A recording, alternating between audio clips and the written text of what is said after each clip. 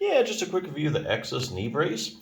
So this brace is made specifically for people that have knee pain or is having some type of knee problem.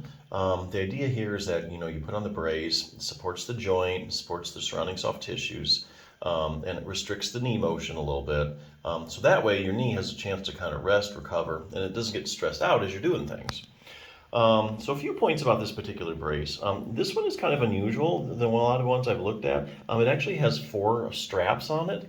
So it's got one here, and then these 2 here. So I think that's actually good. I mean, the more straps, the more you can customize it to where you want it tight and where you want it loose at. So I think that's totally a good thing. The one thing to know though is this is hand wash. So you can't like toss it in your washing machine and wash it. So just know that. But yeah, so it's nothing like a brace, if your knee's hurting, kind of, like I say, it gives the chance of knee to rest. It doesn't get stressed as much. Pretty much works as soon as you put it on, because you take all the stress off your knee. Other things you can do for your knee, a few examples, bulletproof your knee is where I'm getting this stuff from. If you have a knee problem, you have to make sure that you strengthen your quadriceps muscle. That's the most important muscle to strengthen as far as knee pain. Not that there aren't other ones, but this is a key one. Because it's a selective problem, having trouble with your quadriceps muscle. It's probably about any knee problem you can name. I can probably show you a study showing that you probably have a problem with your quadriceps muscle. So this whole chapter, in fact, is dedicated, and there's the quadriceps muscle, a big muscle on top of your leg. Let's say knee swelling and quadriceps. So if you have knee swelling, so this is kind of interesting. This study showed that even as little as 20 milliliters of fluid in your knee, so that's just over a tablespoon. So just over a tablespoon of swelling in your knee is enough to decrease the strength of your quadriceps muscle. So if you have swelling in there, it takes its toll on your quadriceps. In other words, it's weaker than normal. Knee injuries in the quadricep. If you had injuries to your knee, you could have a problem with your quadricep. Ligament problems. Anterior cruciate ligament, also known as the ACL, PCL. These are studies showing that, hey, if you have like torn it or ruptured it, you have lots of weakness in your quadriceps muscle.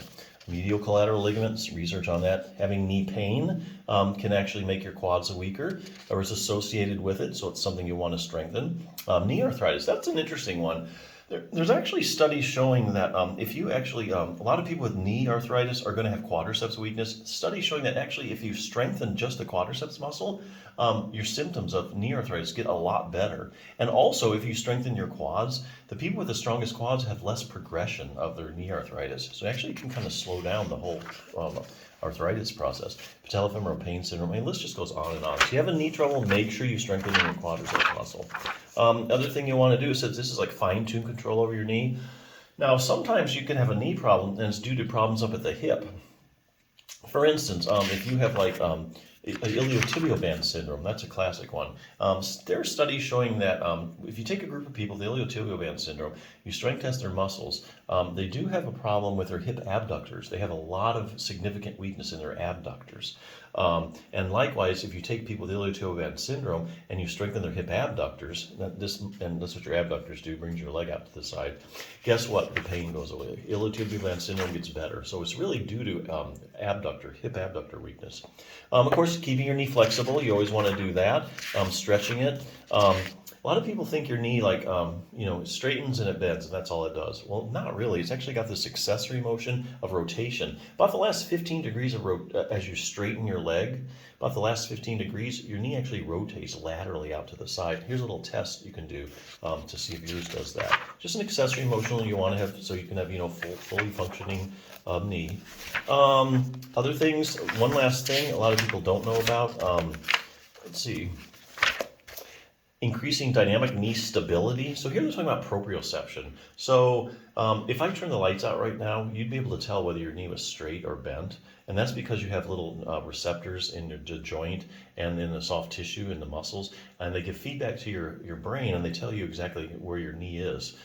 So they're finding that when people have knee problems, they have decreased proprioception. So, you need those proprioceptors, to catch yourself real quick if you tripped off a curb. You need to know where your knee is and where it's going. So definitely important. And there's exercise you can do to actually improve proprioception too. But anyway, hey, nothing's as quick as putting on a knee brace. Like I say, it kind of, restricts the motion, gives a chance to rest and recover. Feels really good. So a good knee brace. Check it out.